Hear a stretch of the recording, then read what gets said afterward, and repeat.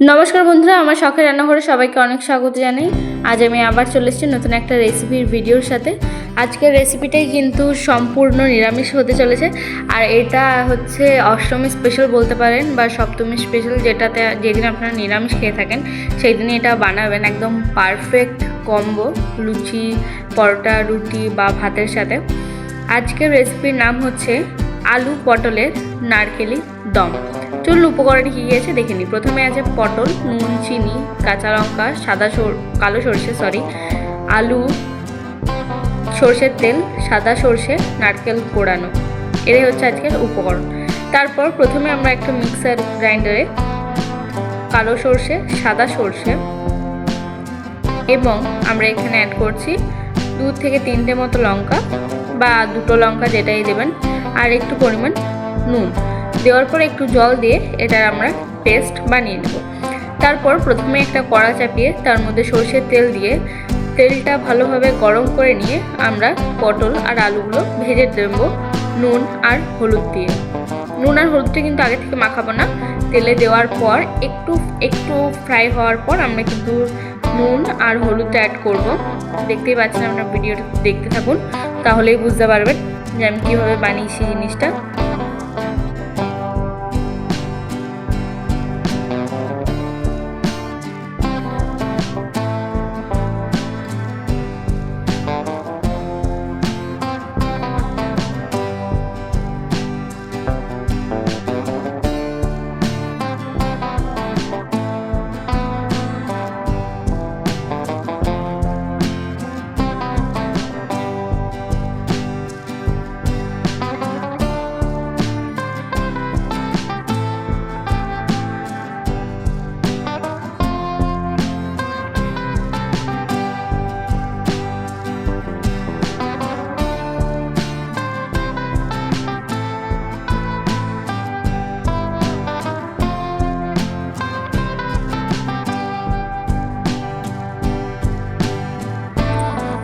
দেখুন এখানে ভালোভাবে একটু আগে ফ্রাই করে নিচ্ছে, আর এইগুলো কিন্তু ভালোভাবে ফ্রাই হবে বন্ধুরা, একদম লাল লাল করে। দেখতে থাকুন। এবার কিন্তু আমরা এখানে অ্যাড করলাম অল্প পরিমাণ নুন।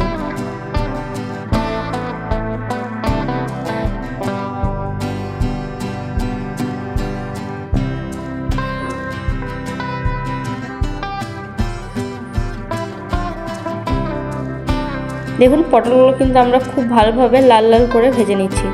একটু ভেজে নেওয়ার পর, যেমনটা বললাম ঠিক সেরকমভাবে একটু ভেজে নেওয়ার পর আমরা কিন্তু এখানে অ্যাড করলাম হলুদ গুঁড়ো। দেখতেই পাচ্ছেন ভালোভাবে কিন্তু আমরা এখানে নেড়ে চেড়ে নিচ্ছি পটলগুলো ভাজা হয়ে গেলে, হাফ ভাজা হয়ে গেলে, মানে 50% থেকে 60% ভাজা হয়ে গেলে আমরা এখানে অ্যাড করে দিলাম হচ্ছে কাঁচা আলু, ডুমো করে কেটে রাখা আলু আর পটলটা কিন্তু আমরা যেভাবে ভেজে থাকি লাল লাল করে, ঠিক সেইভাবে কিন্তু ভেজে নেব বন্ধুরা।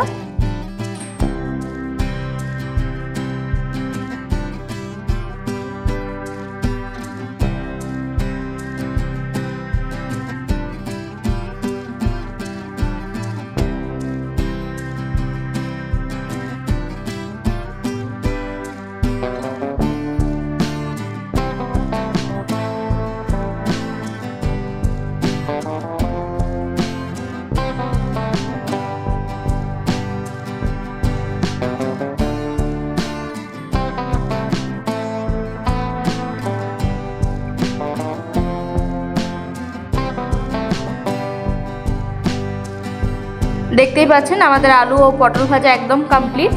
এবার আমরা আলু ও পটল ভাজাটাকে তুলে নেব।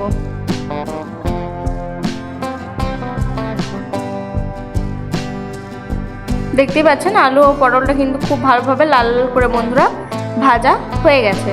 তারপর আমরা একটা বাটিতে আলু পটল যেটা ভাজা সেটা, তারপর যে পেস্টটা বানিয়েছিলাম কালো সরষে, সাদা সরষে এবং কাঁচা লঙ্কা দিয়ে, সেটা দিয়ে দিলাম। তারপর উপর থেকে দিয়ে দেব নারকেল কোড়ানো, দেখতে পাচ্ছেন। আর তারপর দিয়ে দিচ্ছি স্বাদ মতো নুন ও চিনি ব্যালেন্সের জন্য। আর আমরা এখানে অ্যাড করছি সরষের তেল, দেখতেই পাচ্ছেন। দেওয়ার পর এটা কিন্তু ভালোভাবে আমাদেরকে ম্যারিনেট করে দিতে হবে। যে পেস্টটা আমরা দিয়েছি সেটা কিন্তু পটল ও আলুর সাথে ভালোভাবে আমরা এখানে ম্যারিনেশন করে নিচ্ছি।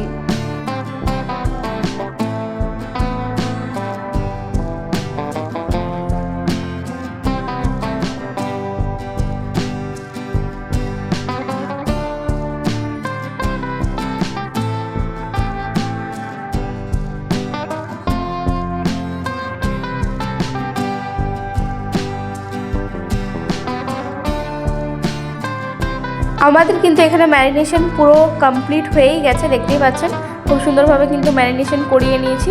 তারপর টিফিনের মধ্যে আমরা কিন্তু ম্যারিনেশন করা পটল ও আলুটা দিয়ে দেবো বন্ধুরা।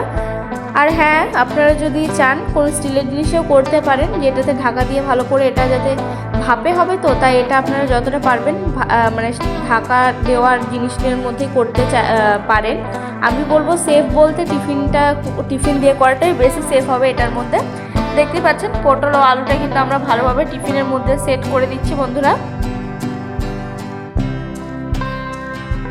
দেখতে কিন্তু খুবই সুন্দর লাগছে আর খেতেও খুবই সুন্দর। পুজোতে একদম নিরামিষের একদম বম্ব আইটেম আপনারা বলতে পারেন। আপনারা অবশ্যই বাড়িতে ট্রাই করবেন আর জানাবেন দুর্গাপুজো সিরিজ আজ থেকে শুরু করলাম, কেমন লাগলো আপনাদের এটা।